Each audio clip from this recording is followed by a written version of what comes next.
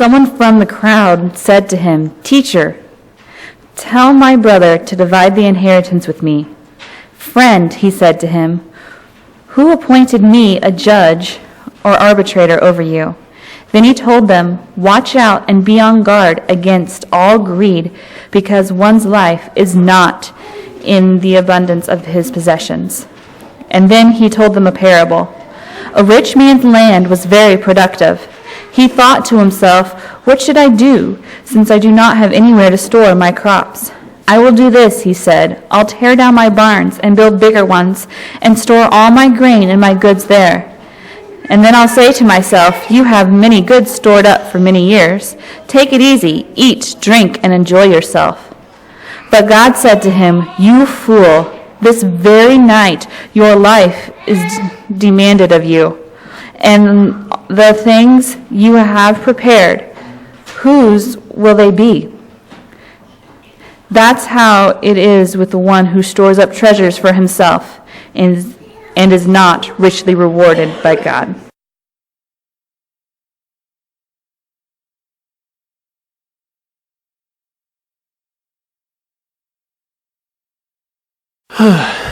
Today is the second to last of our fairly long sermon series that we've been talking about the characteristics of discipleship.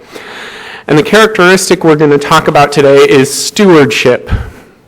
If any of you have been around the church for a long time, you hear that word and you almost always think of the same thing. I know I do. Usually when a church says they're going to talk about stewardship, what they mean is they want to talk about tithing. They want to talk about how much you should tithe and when you should tithe and bringing more money into the church. But stewardship is a lot more than just tithing. Stewardship is a much bigger thing than that. And we're going to look at all of those aspects today. Well, some of them. But we're going to start off because, a lot in life does focus around it. We are going to start off talking about money. Now, in just a minute, they're going to play a clip, but not yet. And that clip is from a movie called The Great Gatsby, which is based on a novel called The Great Gatsby. Some of you may have had to read it in high school. If you didn't, it's an old book, it's a classic, but it's actually a good one. In this case, I'm going to do something that literature teachers and so forth, and critics and so forth hate when you do. I am going to take one point out of the story and skip many, many, many of the complex levels that are in that story. And instead, we're just going to look at how that particular story can relate to what we're talking about today.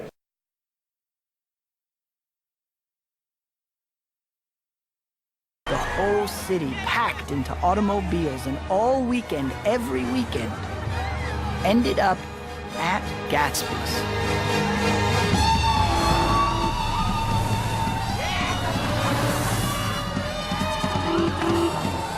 And I mean everyone, from every walk of life, from every corner of New York City. This kaleidoscopic carnival spilled through Gatsby's door. My invitation.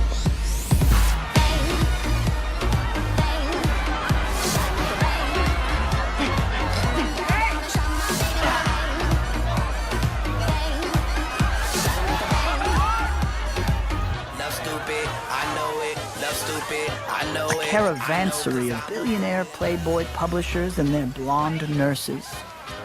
Heiresses comparing inheritances on Gatsby's beach. My boss, Walter Chase, losing money at the roulette tables. Gossip columnists alongside gangsters and governors exchanging telephone numbers. Film stars, Broadway directors, morality protectors, high school defectors, and Ewing Clipspringer, dubious descendant of Beethoven.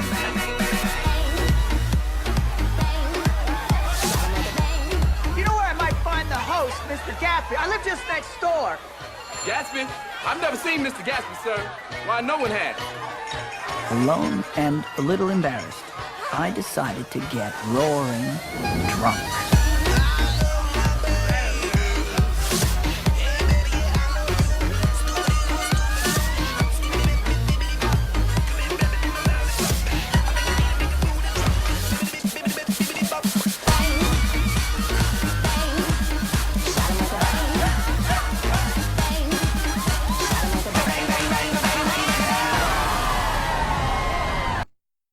looks like quite a party, huh?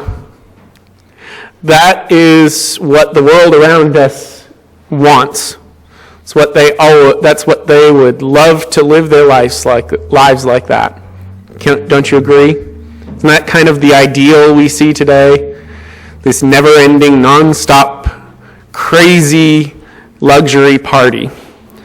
Now, if you've never read the novels, I'm going to give you a little bit of an explanation here. The narrator of the novel is a guy who's mostly well off. He came from a family that was fairly well off, but he's not as rich as the people around him. For example, his neighbor, Gatsby. Now, Gatsby is a very, very rich man, and he's a man who's worked hard to get all that wealth. The movie and the novel are set in the middle of the Prohibition when alcohol was illegal, and Gatsby was a bootlegger who made many dollars off of bringing illegal alcohol into the country. And he did all of this, he gathered all of these riches so that he could win back the love of his life, or who he thought was the love of his life. And he figured if he had enough money, he could impress her enough to win her back. Now let's look at how it all ends for Gatsby.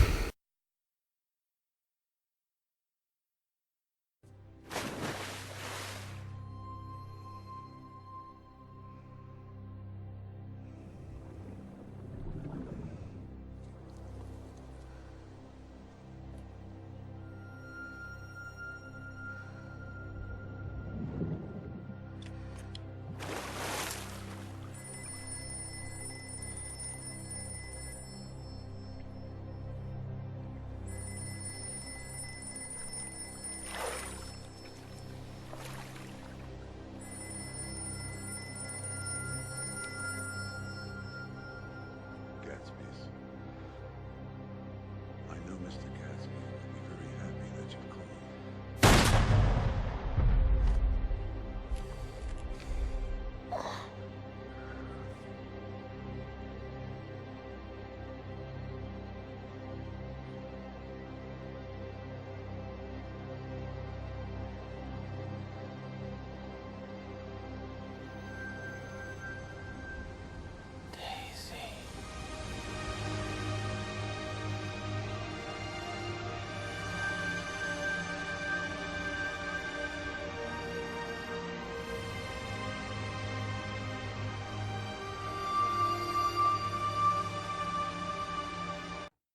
Cutting it off there because then it gets a little even messier.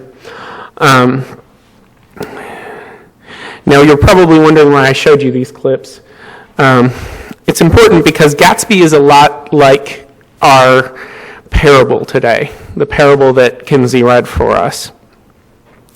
He is a man who is dedicated to one goal. Now, the man in our parable is dedicated to his riches, but Gatsby is dedicated to winning back the love of his life, and he puts everything in his life towards that. If you've read the novel, you would find out that all those riches he accumulated weren't enough to win back the girl, so he instead takes the blame for a crime she committed, thinking that maybe that can win her back. That's what's going on in this scene right there. He's hoping that phone ringing is her calling, and maybe he's finally won her back. And instead, it's over. That's it. He committed his entire life towards that one goal. Maybe he got there, maybe he didn't, and then it's done. Nothing else to do. So our parable today that Jesus shared says, a rich man's land was very productive. He thought to himself, what should I do since I don't have anywhere to store my crops? I will do this. He said, I'll tear down my barns and build bigger ones and store all my grain and my goods there. Then I'll say to myself, you have many goods stored up for many years. Take it easy, eat, drink, and enjoy yourself. But God said to him, you fool, this very night your life is demanded of you, and the things you have prepared, whose will they be? That rich man dedicated his whole life to one thing. He wanted to accumulate riches. He He wanted to be a rich man, and then he wanted to live a comfortable life. So he says to himself, take it easy, eat, drink, and enjoy yourself. It's kind of like all the other people at the party at Gatsby's house in that clip. They want to enjoy their riches and just have a good life. It's an interesting thing because when you look at the man in the story, he is, in our world's definition, a good businessman. He's run his farm well, his land is very productive, and he has an abundance of crops and nowhere to store it. So he does what any wise businessman does.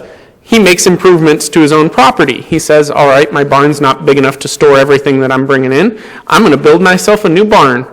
That is a good business choice. That's what a wise businessman would do, according to our world today. And he tears down his barn, builds a new barn to store everything in there, and then he says, all right, I'm set for life. I can take it easy now. I've got stuff saved up for years. I can just take it easy. But that's not how it ends. Our life on this world is short, and instead, God says to him, you fool, this very night your life is demanded of you. He did all that work, did all that time, set all those things aside, and then his life was over. And it didn't do him any good, because how is he going to enjoy all those things that he worked for now?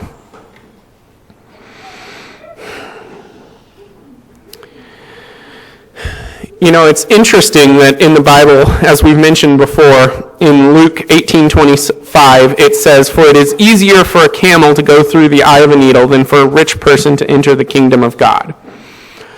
We've talked about that before. I'll probably bring it up again because it's a very good point to make. But is it wealth that is the problem? Was it the rich man's wealth that led him to miss out on the kingdom? Now let's jump back a little bit earlier in the scripture that Kinzi read today. Give you a little context. This part of Luke, in fact, where many of the scriptures that we've used for this entire series, Jesus is on his way to Jerusalem. He's begun his ministry. He's traveled around the country ministering to all sorts of people. And now he says, it's time for me to go to Jerusalem.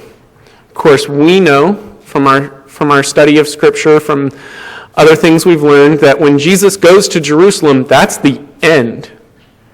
It's going to be a week of testing and trial for him that will end in his crucifixion, and then he'll be raised from the dead. But that's it.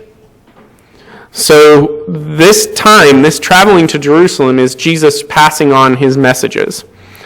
And so the whole way he travels to Jerusalem, there are many, many, many stories, parables, lectures, and all these things that happen during this journey in the book of Luke.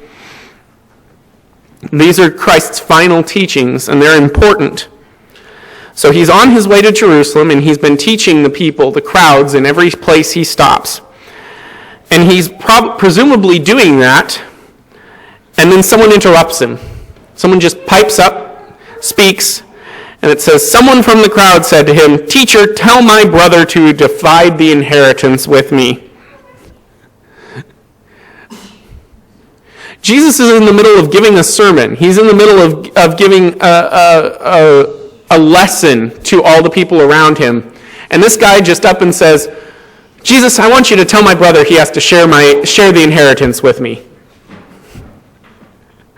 How self-centered is that? He doesn't care what's going on with the other people. He doesn't care that they maybe need to hear this lesson. He doesn't care that maybe he needs to hear this lesson. All he cares about is having the great leader, the religious authority, tell his brother to do what he wants his brother to do. So, of course, Jesus reprimands him. He says, "Friend, who appointed me a judge or an arbitrator over you?" That's an interesting point. if you look at the ancient Greek that this is written in, when he says judge, he means what we would expect. A judge, someone from the law, someone set out to make a decision.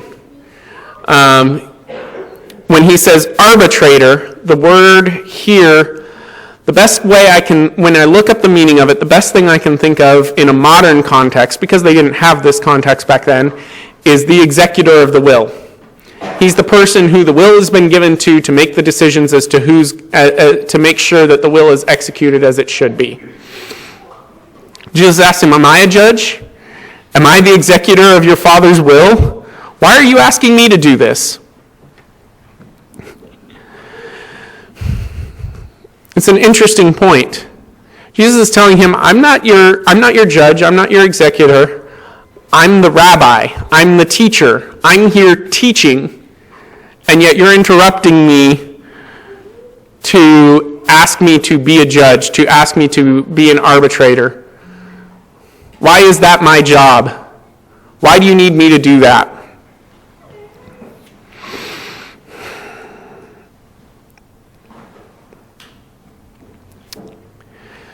Here's the thing.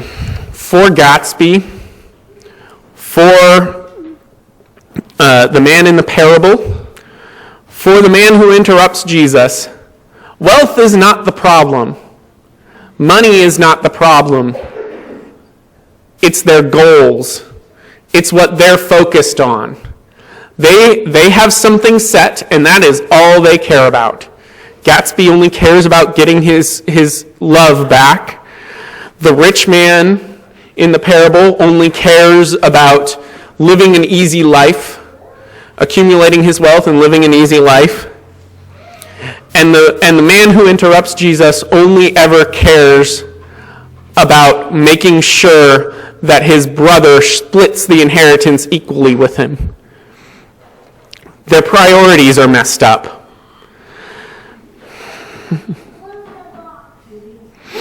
And the funny thing is, every single one of them, their priorities, they only last till the end of this life.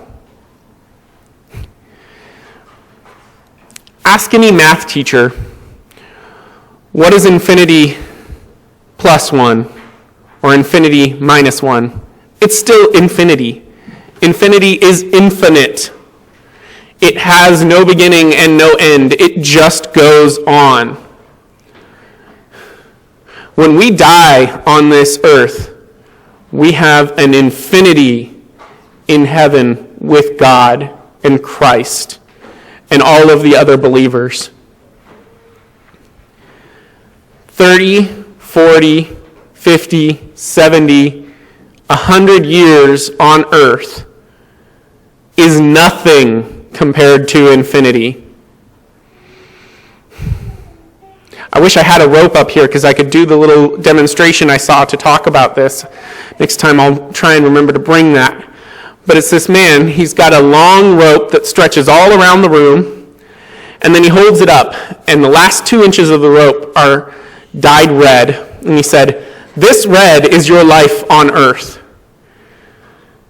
And there's so many of you that only care about what you're going to get towards the very little end of this red part. You're trying to set yourself up for retirement.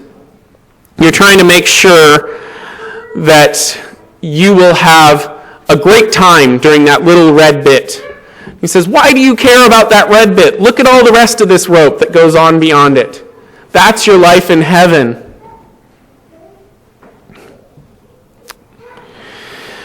Jesus, after he sets the man straight, says to everyone, watch out and be on guard against all greed, because one's life is not in the abundance of his possessions. That's Jesus trying to drive home the point. He's trying to remind you the abundance of your possessions aren't important. How much you have is not important. There are more important things than the accumulation of wealth. And it's not just wealth, it's any of our human goals. What are things people care about? Wealth, power, fame, popularity. Look at the people in the news today. Look at our look at our politicians. They want to reach the highest power in the land. They want to have that power. They want to be important so that the decisions they make have an effect on real people. Or look at the people who go on reality shows or who are actors. They're going on those reality shows so that they can get their 15 minutes or more of fame. They want everyone to look at them. They want the attention. Or people who just hold the big parties, who fund the lavish lifestyle and just invite all their friends over. They're doing it for popularity. That's their goal. They want to be popular. They want everyone to like them.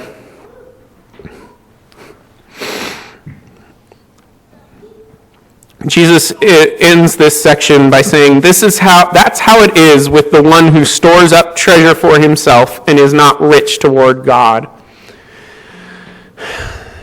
Got to remember, he says this right after the parable, right after God tells the rich man, that's it, you're done. Just like all those other people, when their lives come to an end, if all they've cared about is their wealth, their fame, their power, their popularity, when it's all said and done, it's over. If they're lucky, maybe they've done enough to make themselves notorious for a few hundred years. Some of our most famous people, some of our most famous historians, Ben Franklin, some of the kings of old England like Henry VIII and all those stuff, they've lived on beyond their life. Their fame, their power, their popularity has lived on beyond their lives for a few hundred years. But you look back 1,000 years, and there's even fewer people you can remember. History forgets you over time. Unless you do some pretty major things, you're going to be forgotten pretty quickly. And even if you do those pretty major things, it's still 1,000 years, 2,000. What is 2,000 years next to immortality? What is 2,000 years next to a life forever, unending, with God in heaven? It doesn't matter. When it's all said and done, everything that those people have done is of a limited effect. So instead, Jesus wants us to be rich towards God.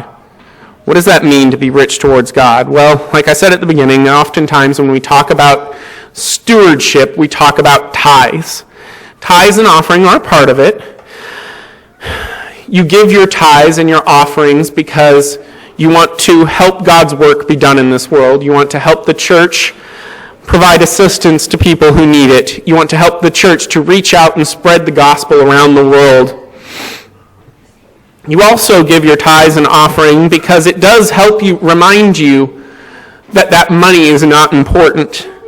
If you're putting money in the offering plate, it's a nice reminder that money is not the be-all, end-all. And it demonstrates to God and to those around you that you believe that you can show others that the money is not all that's important to you. But like the wealth above, money, tithes, and offerings are not the be-all, end-all of it. We have to be good stewards of everything that God has given to us. God has given us our money, but he's also given us our lives, our time, our talents, the ability to think. And I ask you, what do you spend your time doing? Do you spend all your time at work? Are you constantly working 40, 50, 60 hours a week or more? Do you spend all your time at play? Do you get off work and immediately go home and play video games or go out and play sports or go on vacation, these massive, lavish vacations? Why are those things important? Can you maybe dedicate more of your time towards God? I promise you, when you spend time bringing someone closer to God, when you spend time helping someone to be saved from their sins, that has far more value. Because every soul that you help to be saved will accompany you. That's another infinity that someone else can have. How much is that infinity worth more than any short-term thing on earth? What do you do with your talents, your skills? Are you a skilled woodworker? Are you skilled with computers? Are you good at bringing people together? Are you good at cooking? Are these your hobbies? Is that what you do with it? Do you spend time cooking for your friends or making things to sell? Do you do it for work? Do you use your skills at your job so that you can bring more money home, so that you can be more important, so that you can move up the corporate ladder and have more power over other people? How could you use that talent for God? If you're a natural leader, could you step up and lead in the church? If you're a natural leader, if you're naturally skilled with servanthood, with assisting, could you help programs move forward? If you're a naturally gifted speaker, could you talk to other people? Could you maybe lead a class and help people come closer to God? What do you devote your mental power to? Do you spend all your time thinking about your worries?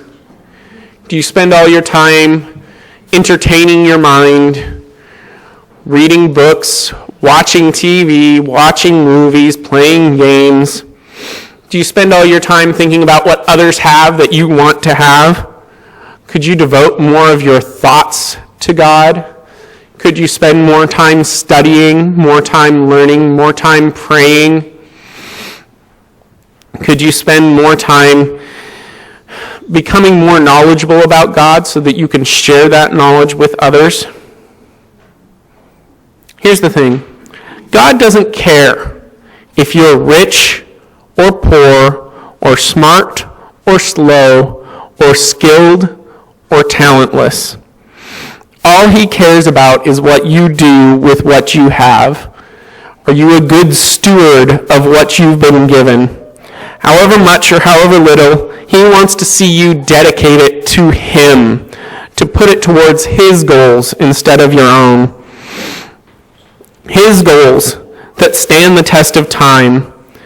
Work done for him that will really last into forever. Even if you invent the next telephone, television, car, whatever, it will eventually fade away. But one soul saved for him will last for eternity.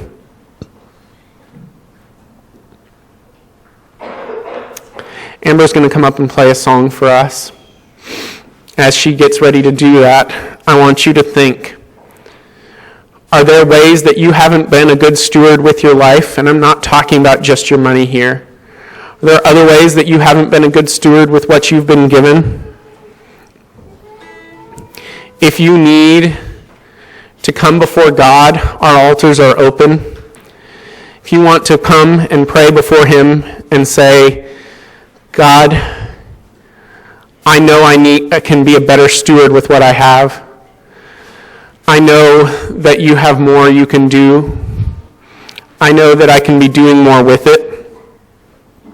Or maybe you haven't given your life to Christ at all yet. Maybe you haven't made that decision yet. Maybe you're still just focused on the short term, on the 50, 60, 70 years that you have. Maybe instead you want to ask God into your heart so that you can have an eternity, so that you can trade that short time in for infinity. I encourage you now to come forward and pray, or stay in your seats and pray. It doesn't matter. But just realize that how you're spending your time is important.